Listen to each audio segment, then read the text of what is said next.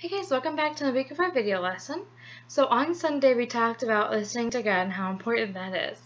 So our lesson today is about a king and how he really wasn't listening to God and how Daniel kind of helped explain why he wasn't, and it just showed how much Daniel listened to God.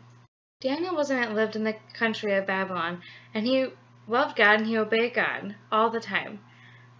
And he worked for King Nebuchadnezzar for many years. But now there was a new king, King Belshazzar. This king liked to have a lot of parties and liked to do a lot of things that really weren't what God had told him to do. And he liked to throw these huge parties, invite all these kinds of people. And the one party he threw, he invited a bunch of people to come and eat and drink, and they drank from the golden cups from Jerusalem that were, that was sacred to God. He didn't love God and he didn't obey God. Suddenly, something very strange happened. A big hand appeared, and a finger started writing on the wall. As the king watched the hand, he became very frightened, and he didn't know what the writing said, and none of his helpers knew what it said either. He called all the wise people he had on his council, and no one could tell him what those words meant. The king didn't know what to do, but then the queen came down to the banquet hall and found that no one else could read the words, and she had a thought. She told the king that she knows Daniel is very wise. Maybe he could tell him what the words meant. So the king sent for Daniel to hopefully help him read what the words were.